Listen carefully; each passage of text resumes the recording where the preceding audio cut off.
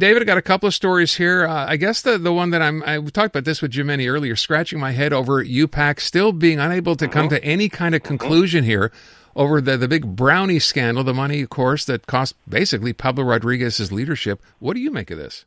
Well, this is very serious on two fronts. One, that the UPAC, the good old UPAC, is leaking again. Where did this story come from? I mean, kudos on Tommy Chouinard of La Presse for getting the scoop. But what is this? We're in the midst of a very serious investigation, as you said, that cost the job of the leader of the Quebec Liberal Party, Pablo Rodriguez.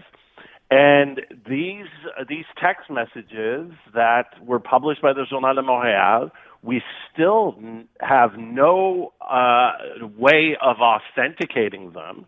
We don't have the source. We don't know where they came from. We don't even know if they're real or not. Now, Judge Fournier for the Liberals suggested they may have been fabricated, but as he said, I was a hunting dog with no teeth because he didn't actually have power to compel testimony or evidence in his investigation. It was just a private citizen doing an investigation for a private political party. But now you have the UPAC. Now we're 4 months now into this situation. You know, this started last mid-November. And one of the key components that led to his resignation, now the UPAC says we can't authenticate it. We don't know the sources. The Journal de Montréal won't cooperate because of the freedom of the press, and that's unassailable. Jonathan Trudeau of Cogeco at the time, 98.5, had named two M&As, one from the CAQ and one from the Liberals, being the source. That report was rescinded by Cogeco Nouvelle following the denials of both persons supposedly involved. And on top of that, the La Presse article this morning, which was very, very dense, also talked about, Mauro Risky, who started all of this, remember, by firing Geneviève Haynes, in the current lawsuit from Geneviève Haynes, who was Pablo Rodriguez's chief of staff. She's suing for $500,000 Mauro Risky for this firing when she was chief of staff. Well, Mauro Risky, still in her court filings, has not shown any cause for that firing. And she's invoking parliamentary privilege, denying Geneviève Haynes access to emails and text messages that may actually show what was the cause. So imagine that, Aaron. If you had been fired, God forbid, from CJAD, and 4 months later you still don't know why. You're just told you're fired for cause, and you still don't have the reason from CJAD for being fired. That's a big, big, big, big problem. That's a big hole. So these are the two major reasons that led to Pablo Rodriguez having to resign. These text messages that the UPAC, the police, can't authenticate, so no value in court. And two, we still don't know, 4 months later, why Geneviève Haynes was fired. So this is raising a lot of questions, but also the fact that the UPAC is leaking is nothing to sneeze at either. But do you know anything about my job, David? I'm sorry, did you find... I'm just it's just an example. I see. No, but okay. Just understand. No, I get. Okay. All right. The thing is, I'm just trying to put it. Everybody out there listening, imagine you have your job. You're fired for cause. Okay, for cause. That means you did something wrong. Yeah, but never That's found why out you're what fired. that was. I get it. And you don't know what that was. 4 months later, you still don't know. My question then becomes, where does this go? What's the next step? How does this play out? I mean... Well, there's like the UPAC investigation. There's Élection Québec, who's also investigating. And there's the ethics commissioner of the National Assembly that's investigating. So we're waiting on 3 reports. And for the Liberals of Charles Milliard, they're praying that these reports, just imagine 1, 2, or all 3 of these reports, even if they show nothing or minor things. Imagine if this comes out late August or September of this year, during the campaign. Yeah. or just before the gun goes off in August? It's ridiculous. But it also shows that to this point, we still haven't, there was some smoke. I mean, definitely, the Cabral fundraiser seems to be very problematic, but enough to have the head of a major Quebec party leader? Maybe not. But the thing is that it's still there. There's no, end in sight to this, and that's the worst thing right now for the Liberals. But beyond that, it also raises serious questions about what happened. I mean, if they were fabricated, by whom?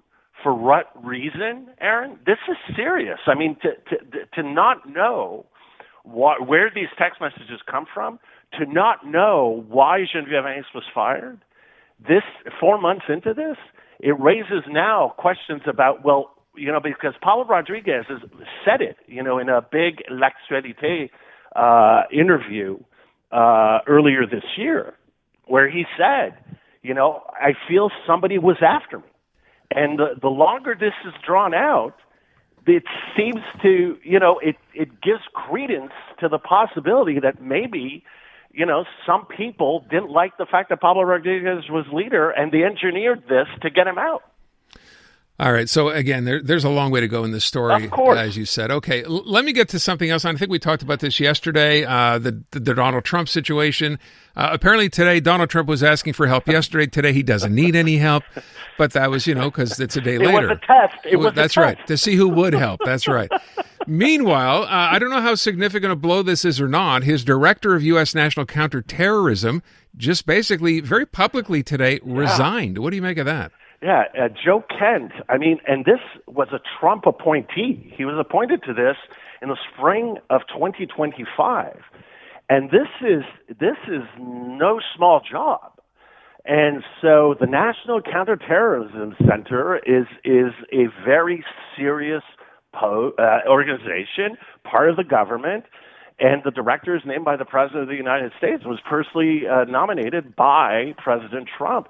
And in his post, he did it on social media this morning, and saying, one, there is no evidence of an imminent threat from Iran to justify this. Two, that President Trump and the administration was pressured by Israel and their, and I quote, powerful American lobby into this. Mm-hmm. And so this right now, when you look at the politics of this, one, when you see the polling for the support of this war, usually Americans support wars. And we've seen this, from, 10, 20, 30 years ago. Usually Americans are behind this. He's below 50% support.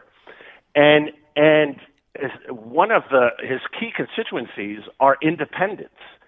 You expect Democrats to be against, but independents are massively against this war. And without independence, Aaron, as you probably know, Donald Trump is not elected in 2024. And so in going into the midterms, this is bad news. Yeah. There were events this morning in the Strait of Hormuz. The price of a barrel of oil is back over $100. Yesterday it came down under. Now it's back over. It's at the highest point. It's over $103 a barrel. We haven't seen that since 2022. This is going to have massive consequences. Again, we talked about this yesterday. But the day before this all started, the barrel was at $67. Right. This is almost $40. This is going to have a massive impact on the world economy, massive impact on inflation. David, you should, I don't know if you heard or not, but of course Donald Trump apparently quite shocked, I guess, by the resignation of his director of the U.S. National Counter. Did you hear the quote? Oh, I missed that one. Oh, you're going to love this. So this is Donald Trump reacting to the fact that he has now decided to quit as publicly as he did. Well, I read his statement. I always thought he was a nice guy, but I always thought he was weak on security, very weak on security. I didn't know him well, but I thought he seemed like a pretty nice guy.